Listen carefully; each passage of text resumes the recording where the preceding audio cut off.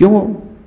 अच्छा जीवन चल रहा ना, ढलान पे है अभी, लेकिन ढलान के बाद जो चढ़ाई आती है ना, फिर रोता मिलता है जीव। देखो जितने लोग बड़ी सी बड़ी ढलान पर हैं वे स्वर्गों के देव हैं, और ऋषभ स्वर्गों में जाने के बाद बहुत लंबी ढलान के बाद वह जब जीव नीचे आता है और गर्भ में ही आ गया, यदि मनुष्य भी बन गया, त्रियंच भी बन गया, तो फिर जीव की दुर्दशा, कहाँ तो मैं आनंद ले रहा था और कहाँ मुझे गर्भ में आके पुनः पुनः दुख सहन करने पड़ रहे हैं। इसलिए माँ, यह जो भावनाएं हैं, ये भावनाएं आप व्रती नहीं बने, लेकिन व्रती बनने की भावना जब तक नहीं आएगी तो संवर भावना प्रारंभ नहीं होगी। आप 12 भावना पढ़ते हैं तो कम से कम, देखो मैं बहुत सरल सा उपाय बता देता हूं। आदित्य मुनि बनना है, बहुत बढ़िया, ज्ञानी आप उसके पे हंसे नहीं। तनिष्क मुनि बनने के भाव हैं, अभी सोचा नहीं, लेकिन मैं आपको आज बहुत बड़ी विद्या सिखा देता हूं। जितने लोग हैं, कितने लोगों के मुनि बनने के भाव हैं? बहुत कम है। यानी यदि किसी के बारे में माँ बंद कमरे में बैठ के बुरा सोचो तो पुण्य बंद होगा ना। अरे काला कमरा है, यदि कोई एक कामी पुरुष है, गौरव कोई कामी पुरुष है, अंधेरा कमरा है, बंद कोठरी है, और वह अपने जो प्रिय है उसके बारे में सोच रहा है, तो पुण्य बंद चल रहा है ना। युवाओं मन में वह किसी के बारे में बुरे संकल्प विकल्प कर रहा है, तो पुण्य बंद चलेगा ना। पाप बंद चल रहा है, तो पाप बंद, जब पाप बंद चल रहा है फिर भी वही कर्ता मिलता है जी। तीव्र पाप बंद, वह स्त्री उसको मिलने वाली नहीं है, कोठरी में बंद है, वह जेल में बंद है, वह स्त्री उसको मिलने वाली नहीं है, लेकिन उसके बारे में विचार की धारा अशुभ अशुभ चल रही है। किसी कोठरी वाले पुरुष को मत देखना, अपने अंदर झांक के देखना, अपने अंदर सब लोग झांक के देखना कि मेरे परिणाम किस दिशा में जा रहे हैं। अशुभ बंद होगा कि शुभ, पाप बंद होगा कि पुण्य। पाप बंद, अभी ये आपको निर्णय नहीं है ना। कितने लोग ये भी नहीं जानते कि ऐसा होता है, ये तो सब जानते ना।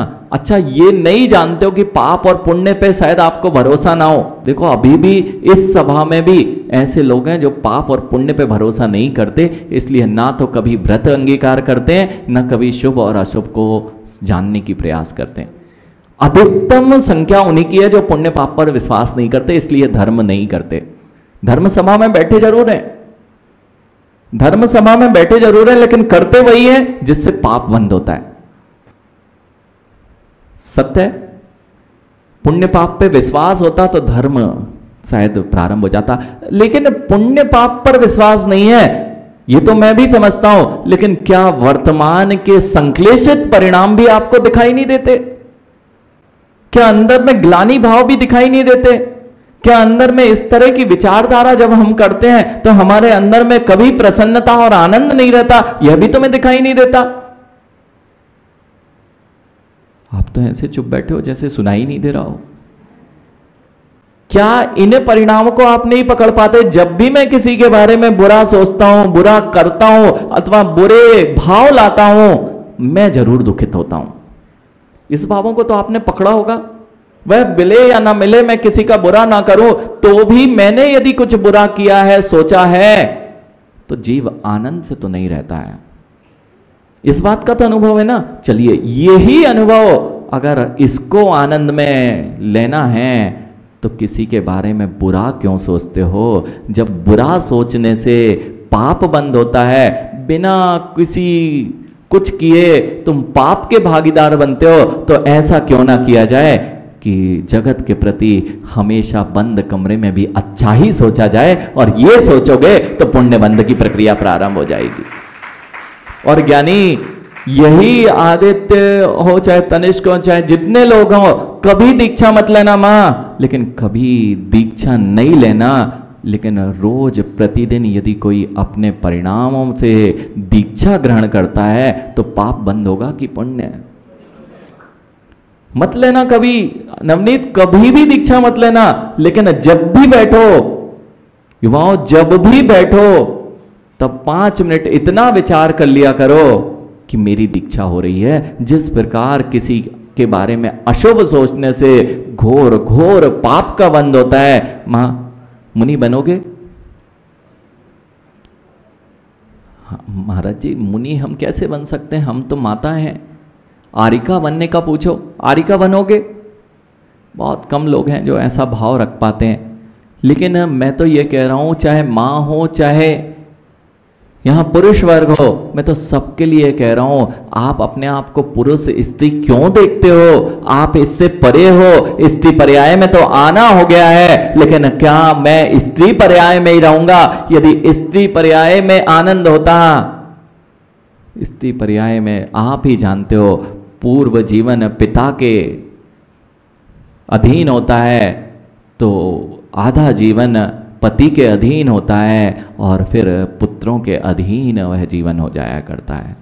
इसलिए मां अपने आप को हीन भाव में मत देखिए, अपने आप को ऐसा देखिए कि मैं भी तो मुनि बन सकता हूं। और यह भाव ही बनना नहीं है, लेकिन पुण्य कमाने का गौरव सबसे श्रेष्ठतम उपाय। किसी के बारे में अच्छा सोचोगे तो थोड़ा बहुत पुण्य बनेगा, जान लीजिए।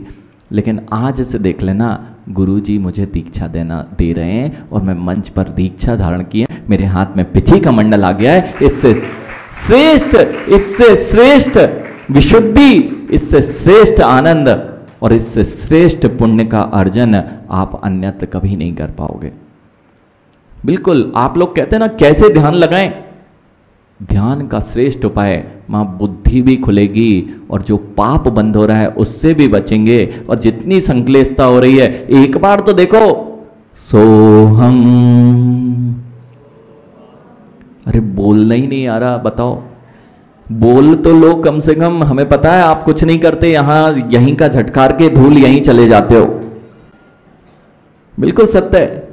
यहाँ की धूल, कोई बच्चे होते ना, यानी जैसा बोलते वे करते और उनके जीवन में आ जाता। लेकिन ये बच्चे लोग जो है ना, बच्चे तो कर भी लें, बच्चे लोग जो है ना, बच्चों को सिखाया जाता है, लेकिन बड़े लोग नहीं सीख पा रहे हैं, इसलिए अनेक प्रकार की अशुभ धाराओं में जीते हैं। इसलिए करना क्या है, ये उपाय बता रहे हैं। पंच महाव्रत जो भी धारण करते हैं, वे अविरत रूप के जो भाव हैं, जो मेरे को 5 इंद्रिय विषयों में हिंसा, झूठ, चोरी, कुशील, परिग्रह में ले जाते हैं, वही भाव तो मेरे लिए अशुभ बंध का कारण बन रहे थे। और जब तक अविरति भाव रहेंगे तब तक जीव कभी संवर नहीं कर पाएगा। तो कम से कम व्रति मत बनना, लेकिन अविरति भावों का त्याग कैसे होगा? तो व्रति बनने के भाव तो भाने लग जाओ। मत लेना दीक्षा, पूरे जीवन पर्यंत क्लेश कभी मत लेना, लेकिन देखो तो एक दिन देखना, आज ही अभ्यास करके देखना। आज सब लोग बैठ जाना, कहते ना मन नहीं लगता, क्या सोचें क्या करें, कुछ नहीं करना पड़ेगा। और एक पल के भाव अगर बना लिए उत्कृष्ट रूप से, जीवन पर्यंत जितने अशुभ परिणाम किए होंगे ना, इस भाव के नहीं, अनंत भावों के, मात्र ये भावना माने से कि मैं भगवान की तरह बनकर बैठा हुआ हूं, वह निर्ग्रंथ मुद्रा को धारण करके बैठा हूं, वह तुम्हारे अनंत पापों का क्षय करने वाला होगा और अनेक प्रकार के महापुण्य का कारण बन जाएगा। मैंने कहा तुम्हारे पास ये भाव नहीं थे, अभी तक भाई क्या किसी ने सोचा कि मैं मुनि बनूंगा?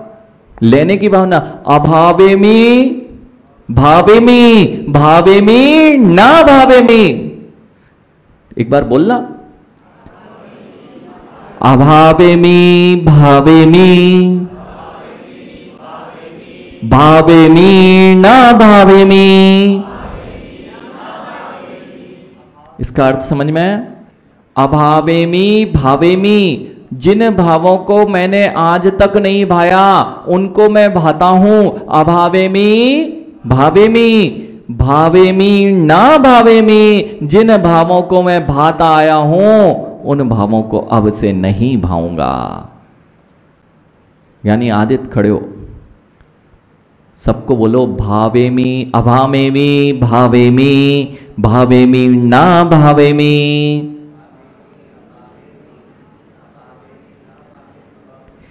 अभावेमी ना भावेमी नहीं, भावेमी ना भावेमी, अभावेमी भावेमी भावेमी ना भावेमी। बोल दो जोर से।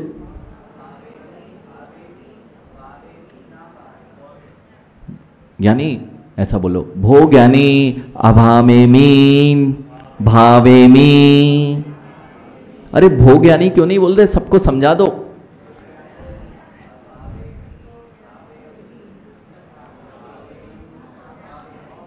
किसको समझा रहे बेटा?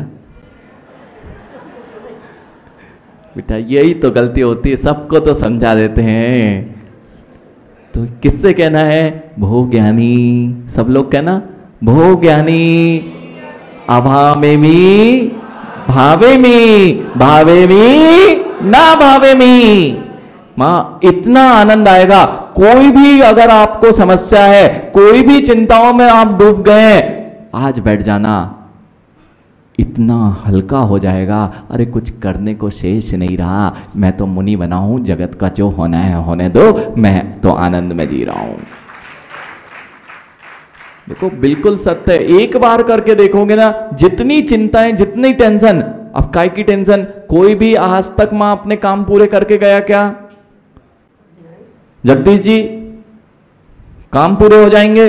कई लोग तो यही सोच रहे हैं, यहां पे कुर्सियों पर बैठे हैं, वृद्ध हैं, इतनी संख्या है, ये तो सोच रहे हैं आदित्य कि जब मेरे काम पूरे हो जाएंगे तब मैं धर्म ध्यान प्रारंभ करूंगा। जब इनके हिमांशु काम पूरे हो जाएंगे तब मैं मुनि दीक्षा लूंगा। हाँ ये नियम ले लो हिमांशु, जब मेरे काम पूरे हो जाएंगे मैं मुनि दीक्षा लूंगा। ले सकते? अरे भावना तो भाले ज्ञानी, मुझे पता है तेरे काम पूरे कभी नहीं होंगे, तू मुनि दीक्षा कभी नहीं ले पाएगा, लेकिन क्या भाव में भी ये नहीं कि मेरे जिस दिन काम पूरे हो जाएंगे उस दिन मैं, ये भाव भी नहीं आते। यही तो बोल रहा हूं कि ये भाव तो कर लो, कम से कम ये भाव हो गए तो तुम्हारा काम बनना प्रारंभ हो जाएगा। जिन क्रोध मान माया लोभ से आप परेशान हो, जिन राग द्वेष परिणामों से आप परेशान हो, उनको यदि कम करने का कोई कारण है तो यही भाव है। और जैसे जैसे आप भाओगे ऐसा दिन जरूर आ जाएगा। यानी आदित्य इस भाव में अगर अच्छे से भाल लिए तो इसी भाव में आ जाएगा, और यदि इस भाव में नहीं आ पाया तो इतने भाव तुम्हें एक दिन सिद्ध जरूर बना डालेंगे। क्योंकि मैंने जिन भावों को नहीं भाया वही तो भाना है। अनंत काल से मैंने इसी भाव को तो नहीं भाना कि मैं भी भगवान हूं। आज से सोच लोगे? कितने लोग आज यह बात का विचार करेंगे कि मेरी जिन दीक्षा हो रही है? अरे कर लो ज्ञानी, कर लो, एक बार तो करके बैठ के देखो, जबरदस्ती बैठ के देखो, और जीवन में जो आनंद तुमने कभी नहीं लिया होगा वह आनंद मात्र वे क्षण दे देंगे जब आप बैठ के देखो। आचार्य भगवंत मैंने केस लॉन्च कर लिए हैं, मैं नग्न मुद्दा के साथ, मैं पिछी कमंडल के साथ बैठा हूं, मेरे साथ जो आनंद आ रहा है ये भावों को भाके तो देखो। अब भी देखो मां, ज्यादा समय नहीं लगता पुण्य कमाने में, पाप कमाने में। जैसे बैठे बैठे कार में बैठे थे तो ये भाव आ रहे थे, अब कार में बैठो तो ये भाव कर लेना। जहां पाप बंद हो रहा था, इधर उधर की बातें, प्रवृत्ति, मैंने क्या कहा, प्रवृत्ति को रोकना, निष्क्रिय होना, निकम्मा रूप से बैठना, इसका नाम संवर नहीं है। अपनी भावनाओं को, अपनी प्रवृत्ति को एक ऐसी दिशा दे देना जिसके कारण ये कर्म हमारे साथ में बंधन की प्रक्रिया को ना प्राप्त हो और वह हमारे से छूट जाए। इसका नाम है संवर भाव। समझ में आ गया? कैलाश जी दीक्षा लेनी है? बहुत बढ़िया। बस मां जैसे दम से ये बोल पा रहे हैं, लोगों ने मुस्कुराया भी, कभी नहीं घबराना। अरे तुम पाप के लिए सोचते हो कि मुझे इस स्त्री के साथ रहना है, ये मुझे चाहिए है, तो पाप बंद करते हो। यदि किसी ने यह विचार किया कि मुझे भगवान बनना है तो कितने श्रेष्ठ पुण्य का बंध किया है। इसलिए रूपेश देखो, सबकी जिम्मेदारियां सब निभाओ, आदित्य, सबकी जिम्मेदारियां हैं, सब निभाइए, लेकिन उसके बीच में अपनी कमाई क्यों बंद करते हो? बैठे बैठे ईंधन है और ट्रैफिक सिग्नल पे रुके हुए हो, बंद कर लो गाड़ी, यानी न्यूट्रल में डाल लो। बस यही करते हैं दिगंबर योगी, जब सब बैठे हैं और ये न्यूट्रल में डले हुए हैं। सारी शक्ति यहां व्यय जा रही थी तो उन्होंने कहा कुछ नहीं करना, पांचों इंद्रियों के विषयों की यहां भीड़ लगी हुई है, मैं तो अपनी गाड़ी को न्यूट्रल में डाल लेता हूं, अपना काम बनता रहेगा। इसी का नाम संवर भावना है। प्रवृत्ति से निवृत्ति जैसे जैसे होती जाती है, वह कर्म मेरे साथ बंधने की प्रक्रिया रुक जाती है। मां, आज से जब भी परेशान हो तो क्या करना है?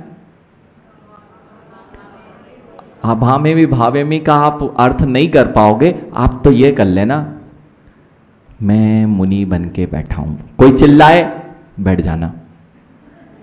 अब चिल्ला के बताओ, आपको गुस्सा आएगा तब चिंतन करने लगे। आप पूछते हो ना कैसे क्रोध से बचा जा सकता है, कैसे कसायों से बचे। अब जब भी कोई विपरीत परिस्थिति आए तुरंत ध्यान करने बैठ जाना। 2 मिनट ध्यान करोगे, अपने आप परिणामों में निर्मलता आएगी। अरे कोई मुनिराज है, कोई मार के चला जाए, वसूले से छील जाए, उनके कंगनों पर या उनके हाथों में लोहे के गर्म आभूषण पहना दिए जाएं, जैसे मुनिराज बैठे हैं ऐसे ही जगदीश जी कोई प्रतिमा को गर्दन से उठा ले, जो तिरछी कर दे, भगवान को कितनी कुछ फर्क पड़ता है क्या? ऐसे ही माँ, जिस दिन अपने आप को आप भगवान देखोगे, लोगों से लड़ने की अर्थात अपने से लड़ने की सामर्थ्य पैदा हो जाएगी। और यह भाव कर पाना, भवन लाल जी, ये भाव कर पाना जीव के लिए सबसे दुर्लभ कार्य है। माँ, नहीं बनना, कुछ हो ही नहीं रहा, क्यों अपना घाटा लगा रहे हो? ईंधन क्यों जला रहे हो? मात्र हर समय जब याद आए तब ऐसा करो और देखना कितने परिणामों की निर्मलता बनती है। और वही परिणामों की निर्मलता आपको अनंत सुख की ओर अग्रसर करेगी और वर्तमान में बहुत सारा आनंद देगी। बेटा, जब भी टेंशन होगी, आदित्य तनिष्क, जब भी टेंशन होगी, ये भाव तुरंत टेंशन आपके आप से दूर होती है। ठीक है, शेष पुनः विचार करेंगे। बोलिए महावीर भगवान की।